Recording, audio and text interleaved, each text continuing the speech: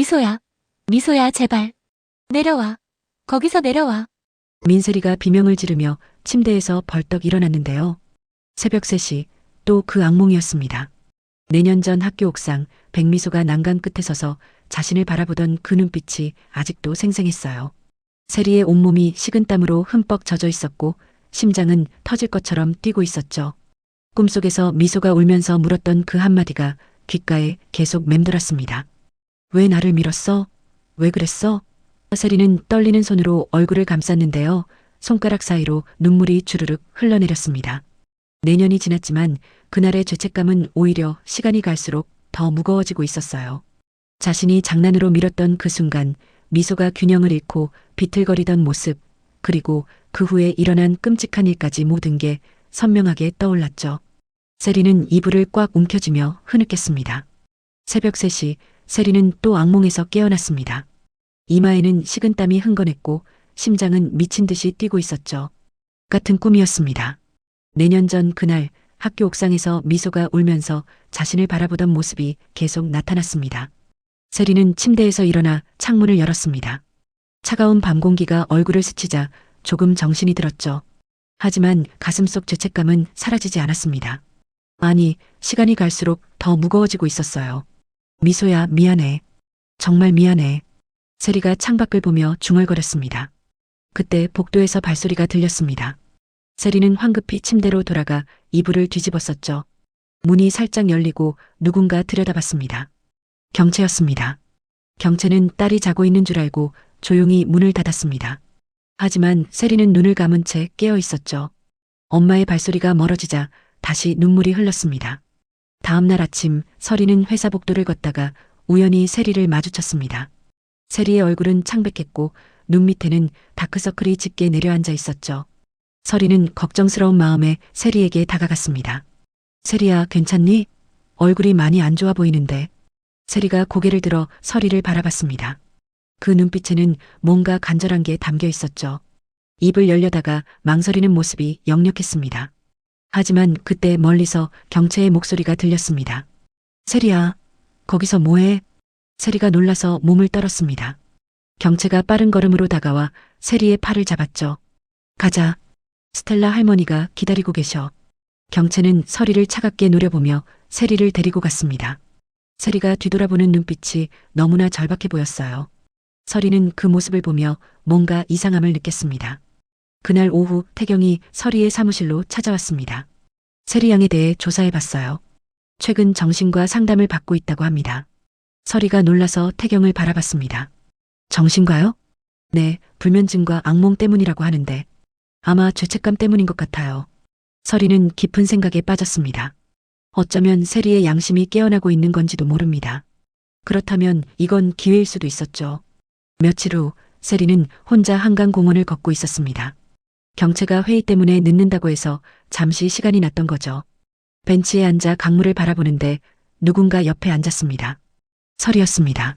세리가 놀라서 일어나려 하자 서리가 부드럽게 말했습니다. 도망가지 마. 그냥 조금만 이야기하자. 세리는 망설이다가 다시 앉았습니다. 두 사람은 한동안 말없이 강물을 바라봤죠. 먼저 입을 연 건 세리였습니다. 이모, 저 너무 괴로워요. 서리가 세리를 바라봤습니다. 세리의 눈에는 눈물이 고여 있었죠. 무엇 때문에 괴로운데? 세리가 입술을 깨물었습니다. 말하고 싶지만 말할 수 없는 것처럼 보였어요.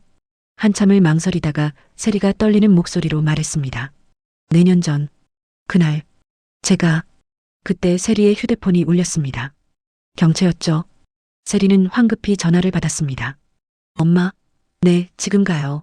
세리가 일어서면서 주머니에서 뭔가를 떨어뜨렸습니다. 작은 편지 봉투였죠. 서리가 그것을 주우려 하자 세리가 먼저 손짓으로 막았습니다. 그리고는 봉투를 서리에게 밀어놓고 뛰어갔습니다. 서리는 봉투를 열어봤습니다. 안에는 떨리는 글씨로 쓴 편지가 있었죠. 이모, 도와주세요. 더 이상 이 죄책감을 견딜 수가 없어요. 미소에게 사과하고 싶어요. 하지만 엄마가 절대 허락하지 않을 거예요. 제발 저를 도와주세요. 서리의 손이 떨렸습니다. 세리가 진심으로 후회하고 있다는 게 느껴졌어요. 하지만 이게 함정일 수도 있었죠. 서리는 고민에 빠졌습니다. 그날 밤 서리는 태경과 만나 편지를 보여줬습니다. 태경도 놀란 표정이었죠. 세리가 이런 편지를 보냈다고요? 네, 정말 고통스러워하는 것 같았어요. 태경이 잠시 생각하더니 말했습니다. 일단 조심스럽게 접근해보죠. 하지만 경채가 알아채면 안 돼요. 서리가 고개를 끄덕였습니다. 미소의 죽음에 대한 진실을 밝힐 수 있는 기회일지도 모르니까요. 다음 날 서리는 심리상담사로 위장해서 세리가 다니는 정신과를 찾아갔습니다. 의사와 이야기를 나눈 후 세리와 단둘이 만날 수 있었죠. 상담실에서 세리는 서리를 보자마자 울음을 터뜨렸습니다. 이모, 저 정말 미안해요. 그때 제가 미소를 괴롭혔어요. 제가 나쁜 짓을 했어요. 서리는 가슴이 찢어지는 것 같았습니다.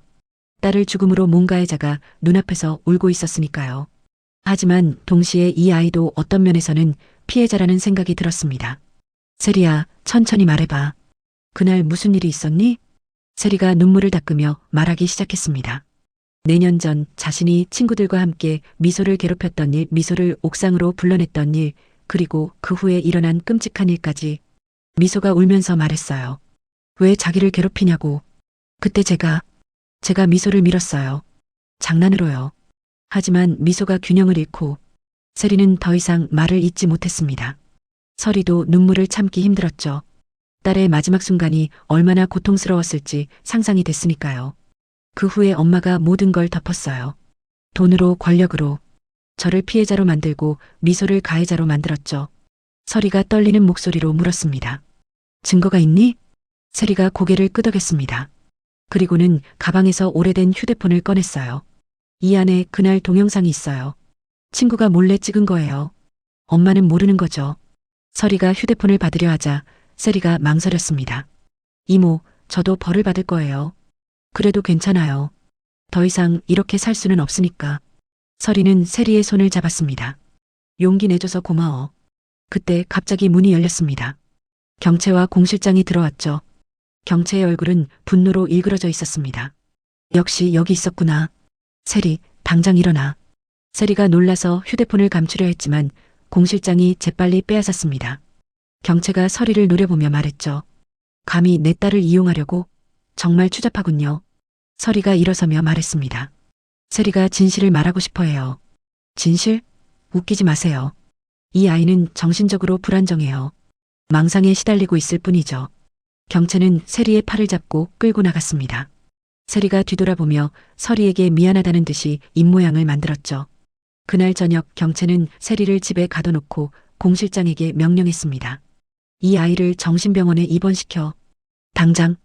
공 실장이 망설이며 말했습니다. 하지만 아가씨, 그건 너무. 시키는 대로 해. 세리가 더 이상 헛소리를 하면 우리 모두 끝장이야. 세리는 방에서 문을 두드리며 울부짖었습니다. 엄마, 제발 나가게 해주세요. 진실을 말하고 싶어요. 하지만 경채는 차갑게 등을 돌렸습니다. 공 실장이 의사와 간호사를 데려왔고 세리는 강제로 주사를 맞고 정신병원으로 끌려갔죠. 한편 양말숙은 조카 선재의 과거를 조사하고 있었습니다. 선재가 서리를 버렸던 일, 미소의 존재를 외면했던 일들을 하나하나 증거로 모으고 있었죠. 이 못된 놈. 더 이상 못 봐주겠어. 말숙은 결심했습니다. 조카지만 이제는 진실을 밝혀야 한다고요. 다음 날 서리는 세리가 정신병원에 강제 입원됐다는 소식을 들었습니다. 태경과 함께 병원으로 달려갔지만 면회는 거부당했죠. 보호자 동의 없이는 면회가 불가능합니다. 간호사의 차가운 대답에 서리는 절망했습니다. 세리를 구하지 못하면 진실도 영원히 묻힐 것 같았어요. 그때 말숙이 서리를 찾아왔습니다. 서리야, 내가 도와줄게. 서리가 놀라서 말숙을 바라봤습니다. 말숙은 선재의 이모였으니까요. 왜 저를 도와주시려고? 선재가 한 짓을 알고 있어. 그 애도 벌을 받아야 해. 그리고 미소에게 미안해. 말숙은 눈물을 글썽이며 서류 뭉치를 건넸습니다. 선재의 비리와 악행이 담긴 증거들이었죠. 며칠 후 서리와 태경은 말숙의 도움으로 세리를 구출할 계획을 세웠습니다. 말숙이 병원 직원을 매수하고 태경이 가짜 서류를 만들었죠. 밤 11시 그들은 병원에 잠입했습니다. 세리는 약물로 인해 몽롱한 상태였지만 서리를 알아보고는 울음을 터뜨렸습니다. 이모, 미안해요. 정말 미안해요. 서리가 세리를 안아줬습니다. 괜찮아. 이제 안전해. 그들은 세리를 데리고 병원을 빠져나왔습니다. 하지만 다음날 아침 경채가 이 사실을 알게 됐죠. 뭐라고? 세리가 사라졌다고? 경채는 분노에 떨며 공 실장에게 소리쳤습니다. 당장 찾아. 서리가 데려간 게 분명해. 그런데 그때 회사에서 긴급 이사회 소집 연락이 왔습니다. 경채는 불안한 마음을 안고 이사회장으로 향했죠. 이사회장에는 이미 많은 사람들이 모여 있었습니다. 그리고 단상에는 세리가 서 있었습니다. 경채의 얼굴이 하얗게 질렸죠. 세리는 떨리는 목소리로 말하기 시작했습니다. 저는 민세리입니다. 오늘 이 자리에서 내년 전 있었던 일의 진실을 말하려고 합니다. 이사회장이 술렁였습니다. 세리는 눈물을 흘리며 계속 말했죠. 내년 전 제가 백미소를 괴롭혔습니다. 그리고 옥상에서 제가 미소를 밀었습니다. 미소는 제 때문에 죽었어요. 충격적인 고백에 모두가 숨을 죽였습니다. 경채가 소리쳤습니다. 저 아이는 정신이 이상해요. 믿지 마세요. 하지만 그때 스크린에 동영상이 재생되기 시작했습니다. 내년 전 옥상에서 일어난 일이 그대로 담겨 있었죠. 세리가 미소를 괴롭히는 모습, 미소를 미는 모습까지. 이사회장은 경악에 빠졌습니다. 경채가 비틀거리며 주저앉았죠. 선재도 충격을 받은 표정이었습니다. 세리가 무릎을 꿇었습니다. 미소야, 미안해. 정말 미안해.